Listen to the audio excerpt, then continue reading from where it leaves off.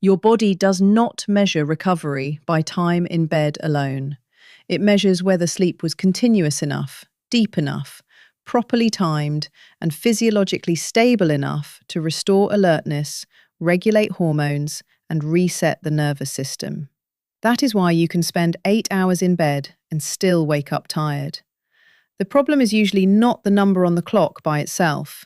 The problem is poor sleep quality, circadian mistiming, sleep inertia, or an underlying sleep disorder interrupting the restoration you thought you were getting.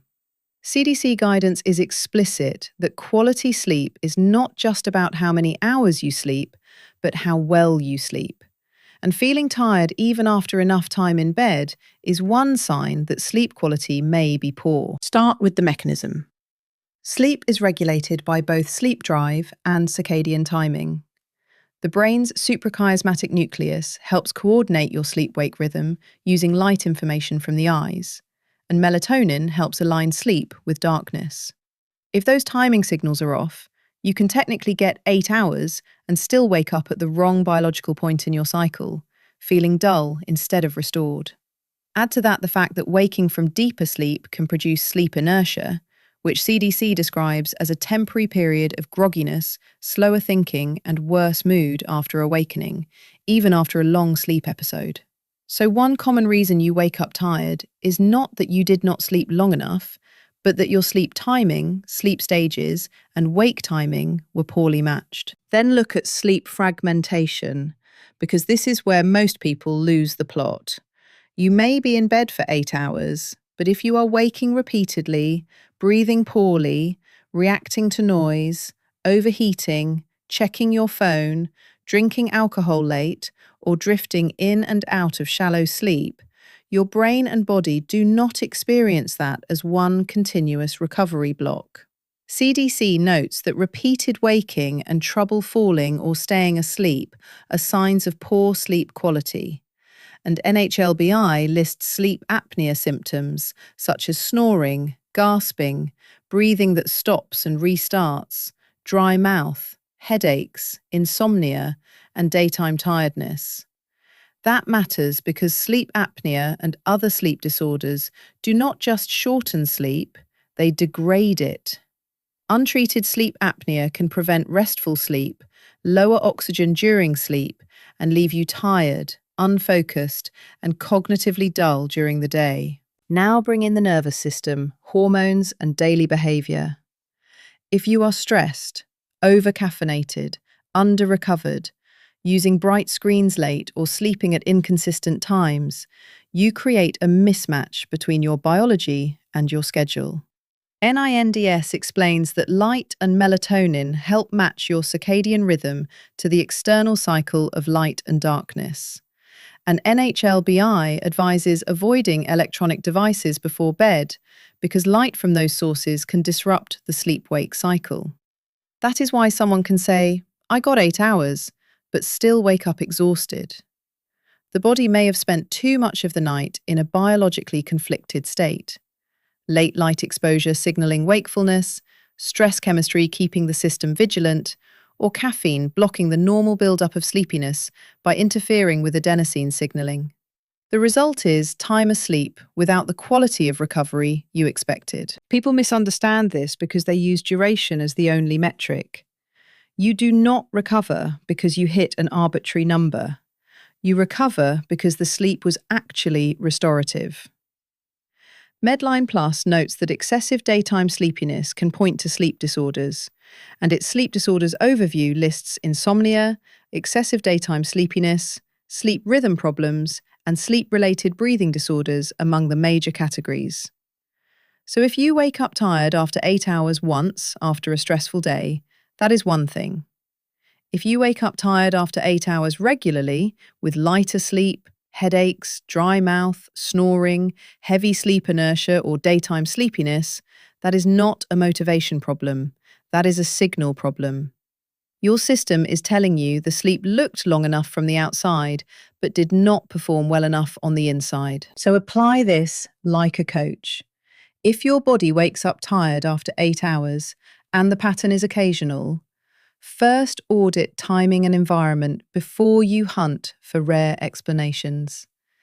Keep your bedtime and wake time more consistent because regular timing is one of the most basic sleep hygiene tools. Make the room cool, dark, and quiet.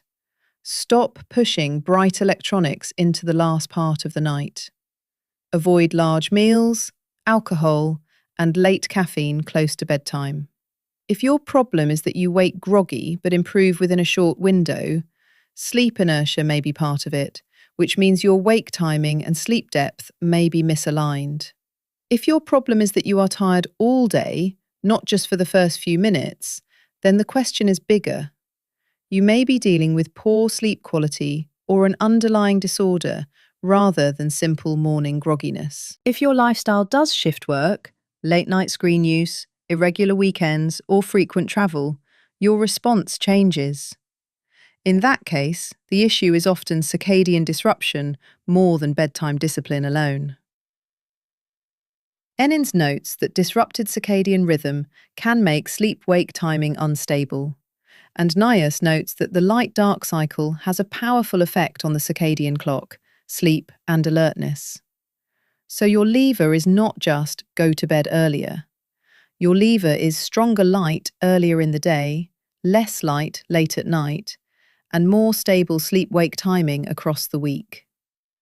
If your body sleeps 8 hours but at wildly shifting times, you may still wake feeling unrefreshed because the brain clock never gets a reliable pattern to work from. Here's where most people stop. But here's the advanced layer. You do not judge your sleep by hours alone, and you do not judge your morning by mood alone. You judge by downstream markers. Track how long it takes you to feel mentally clear after waking. Track whether you wake with headaches, dry mouth, sore throat, or a racing heart. Track whether daytime sleepiness shows up in meetings, driving, or quiet tasks. Track whether your fatigue worsens after late alcohol, inconsistent timing, or late screens. Track whether your partner notices snoring, choking, or breathing pauses. Those are not random details. They help distinguish sleep inertia from fragmentation, and fragmentation from circadian mistiming. If your morning fatigue persists despite a reasonable schedule, or you have apnea-type signs such as snoring, gasping, breathing pauses, dry mouth, or daytime tiredness, NHLBI says those symptoms deserve medical evaluation, often with a sleep study. From there, build a system instead of chasing hacks. Use a consistent wake time as the anchor. Get morning light exposure when you can because light is one of the main ways the brain clock calibrates itself. Keep caffeine earlier. Use exercise during the day, not as a chaotic late-night stimulant. Keep your bedroom dark, quiet, and cool. Remove electronics from the final stretch before bed. If you suspect the issue is physical rather than behavioral, stop pretending another supplement will solve it. Persistent, unrefreshing sleep, insomnia, excessive daytime sleepiness, or signs of breathing disruption belong in a clinical review, not in a motivation speech. The body is not being lazy when it wakes up tired after 8 hours. It is often telling you the sleep was mistimed, broken, too shallow, biologically disrupted, or medically compromised. And test this under pressure, because that is where the real pattern reveals itself. On travel weeks, keep the wake time and light exposure as stable as possible. On deadline weeks, protect the last hour before bed instead of borrowing stimulation from screens and caffeine. During plateaus, do not keep asking whether 8 hours should be enough in theory. Ask whether the sleep is actually restorative in practice. The detail worth replaying is this. The reason you wake up tired after 8 hours is usually not hidden mystery fatigue. It is that the body cares less about how long you were unconscious and more about whether your sleep architecture, breathing, circadian timing, and wake timing were good enough to produce real recovery.